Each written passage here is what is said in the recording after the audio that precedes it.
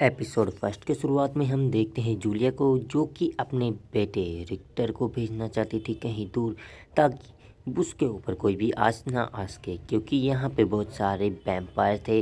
और जो जूलिया होती है वो वैम्पायर हंटर होती है और वो चाहती है कि उसके बच्चे को कुछ भी ना हो, तो वो उसे अपनी दोस्त के पास भेजना चाहती थी। लेकिन उसका बेटा उससे कहता है कि मोम वो उसके साथ उससे दूर नहीं जाना चाहता, बल्कि वो उसके साथ रह करके एक वैम्पायर हंटर बनना चाहता है और यहाँ से बुराई का खात्मा करना चाहता है। लेकिन उसकी मोम कहती है कि बेटा, अगर तुम मुझसे दूर रहोगे तो तुम बहुत ज़्यादा सेफ रहोगे, क्योंकि तुम यहाँ से बहुत ज़्यादा दूर जा कर के अच्छे से रहना और पढ़ाई स्टडी करना। और इतने में ही हम देखते हैं कि वहाँ पे ओल रॉक्स आ जाता है, मतलब जो वैम्पायर्स का मतलब एक सेनापति होता है वो वहाँ पे आ जाता है, जो कि बहुत खतरनाक था।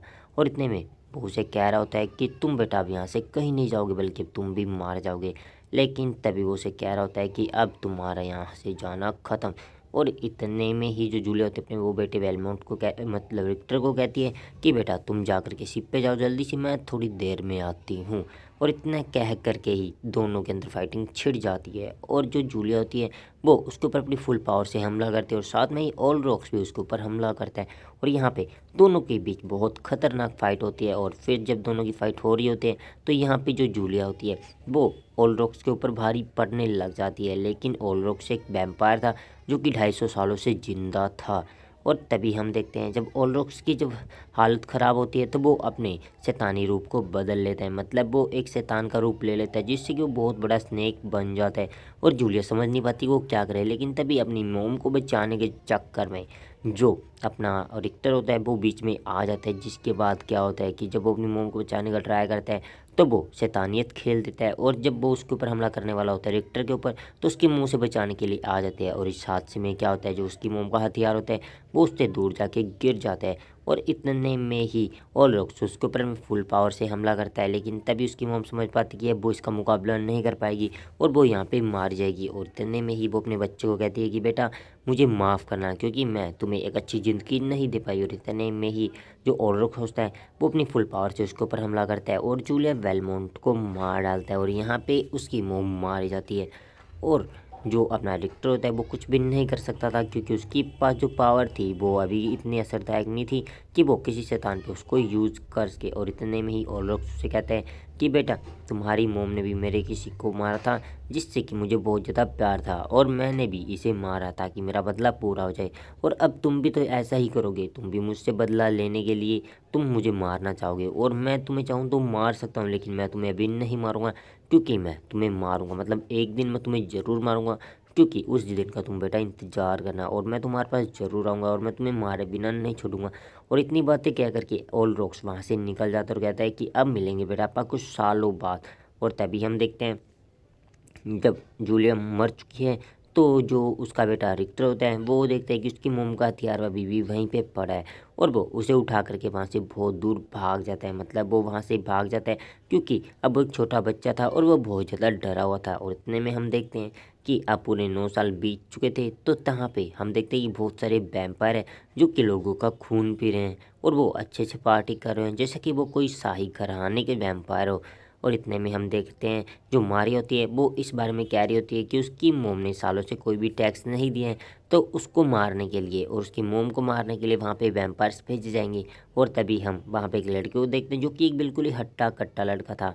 और तभी हमें पता चलता है ये कोई और नहीं, ये वर्की डिक्टर है। और यहाँ पे जो मारी होती है वो सभी को उन वैम्पायर के खिलाफ लड़ने के लिए शिकार होती है। लेकिन तभी हम देखते हैं जो रिक्टर होता है वो अपने उसी हथियार से उस वैम्पायर के ऊपर हमला करता है जो कि उसके मोम का था। और वो अब इतना ताकतवर हो चुका था कि वो की झटके में किसी भी वैम्पायर को मार सकता था। और फिर वो स्टार्ट करते हैं उन सभी को मारना और फिर सभी के बीच होती है तगड़ी सी फाइट, जहाँ पे हम देखते हैं जो रिक्टर होता है वो उसके सामने जब दो वैम्पायर आ जाते हैं तो वो आसानी से उन दोनों वैम्पायर्स को लपेट लेता है।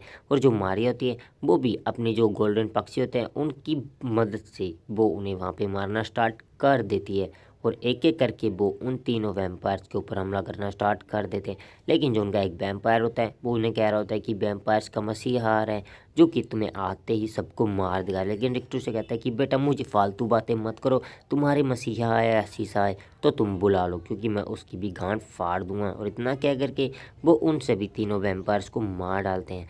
लेकिन तभी वो अपने एक साथी को कहते हैं कि इन सभी को लेकर के तुम शहर चले जाओ क्योंकि हमें थोड़े ही कुछ काम है, एवर्ट से हमें बात करके आनी है। लेकिन तभी वो देखते हैं कि जो सामने शाही महल है वहाँ पे ही वो सारे वैम्पायर्स इकट्ठा हो रहे हैं। लेकिन वो क्यों हो रहे हैं इस बात का तो उन्हें भी नहीं पता था। और फिर वो निकल पड़ते अपने घर की तरफ क्योंकि वो मिलने चाहते हैं एल्बर्ट से, क्योंकि उसने भी तो वैम्पायर से नफरत थी और वो भी वैम्पायर्स का शिकार किया करते थे। और वो इतना कह कर निकल पड़ते अपने शहर की तरफ।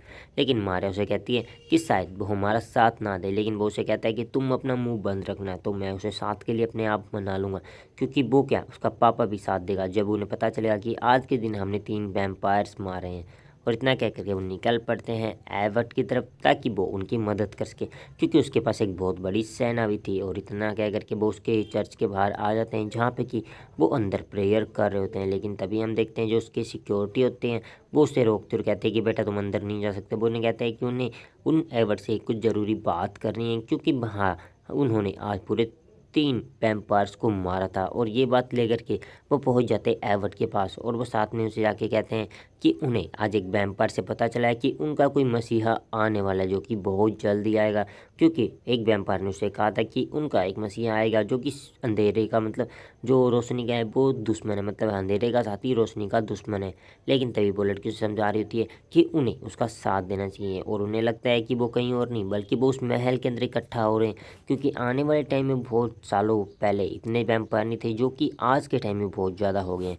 और इतना कहने के बाद एबर्ट उससे कहता है कि मैं आंदोलन नहीं छेड़ूंगा बल्कि मैं इतना पता कर सकता हूँ कि उस महल के अंदर वैम्पायर है या नहीं है क्योंकि मुझे भी पता है कि वैम्पायर अच्छी चीज़ नहीं है और वो हमारे लोगों को मारते हैं। क्योंकि आज से 10 साल पहले हम अच्छे से जिया करते थे लेकिन अब हमारी जीना मुश्किल हो चुका है और हमारे गांव के लोग भी अब डर के रहते हैं।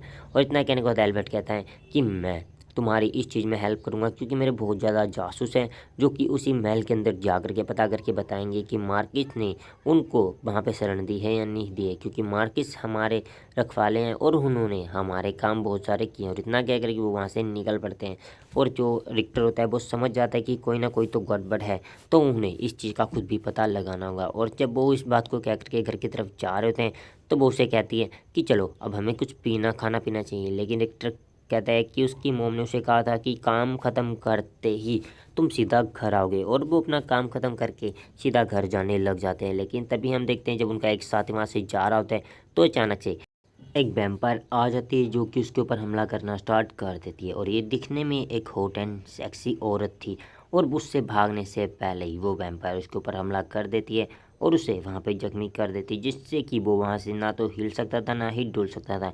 और वो उसका खून पी करके उससे घसीट करके अपने साथ ले आती है अपने महल की तरफ जहाँ पे कि उसके बाकी के साथी बैठे थे क्योंकि वो एक साथ अपने साथी को भी ये खून चखाना चाहती थी, पिलाना चाहती थी क्योंकि यहाँ के जो सारे वैम्पायर होते हैं वो उस महल के अंदर ही इकट्ठा थे और सभी उसको उठा करके उसका खून पीने लग जाते हैं। और वहाँ का जो उनका राजा होता है वो उन्हें कह रहा होता है कि जल्दी से हमें इसे निपटाना होगा क्योंकि कोई यहाँ पे आ जाए उससे पहले हमें ये सारे काम निपटाने होंगे। और इतना कह करके वो सारे वैम्पायर मिल करके उसका खून पीने लग जाते हैं और उसे वहाँ पे मार डालते हैं। और ये सारे वैम्पायर इतने घटिया थे कि वो अपनी प्यास मिटाने के लिए लोगों को मारा करते थे। और जब जो उनका राजा होता है वो उसकी गर्दन पकड़ के उसे एक दूसरी जगह पे लेकर के जाता है जहाँ पे कि कुछ उनके पुजारी वगैरह खड़े हुए थे, मतलब वो कुछ वैम्पायर के साथी मतलब पुजारी थे। और बाद में हम देखते हैं जब रिक्टर अपने दोस्त के घर आ जाता है तो वहाँ पे जब वो उसे नींद आ रही होती है तो उसे मोम अपनी मोम की याद आने लग जाती है कि वो ऐसा क्यों है और वो ओलरॉक्स क्यों आने वाला है। और इतने में ही हम देखते हैं जो मारिया होती है वो उसे जगा देती है और कहती है कि क्या हो गया था तुम्हारे साथ। तो वो उसे कहता है कि कुछ नहीं, बस ऐसे ही मुझे नींद आ गई थी और मेरी आँख लग गई थी। तो वो उसे कहते हैं कि आने वाले टाइम में वो यहाँ का सबसे बड़ा वैम्पायर हंटर बनेगा और सारे वैम्पायर्स को एक एक करके मार देगा। और जब वो एक दूसरे से बात कर रहे होते हैं तो अचानक से तभी उन्हें बाहर से कुछ आवाज़ आती है। और जब वो बाहर जाते हैं तो वहाँ पे नरक के शैतान थे, मतलब वहाँ पे बहुत ज़्यादा खतरनाक शैतान थे जिन क्योंकि इन्होंने आज से पहले कभी नहीं देखा था और ये दिखने में बहुत ज़्यादा खतरनाक भी थे। और इतने में ही जब रिक्टर उनके ऊपर हमला करता है तो वो बहुत ज़्यादा खतरनाक थे। और यहाँ पे जब मारिया अपनी पावर यूज़ करती है तो मारिया की पावर मारिया को लगती है कि ये तो कोई बच्चों वाली पावर है जिनसे कि इनका कुछ भी नहीं बिगाड़ सकते हैं। और ऐसा ही होता है, वो इन चीज़ों से उनका कुछ भी नहीं बिगाड़ पाते हैं।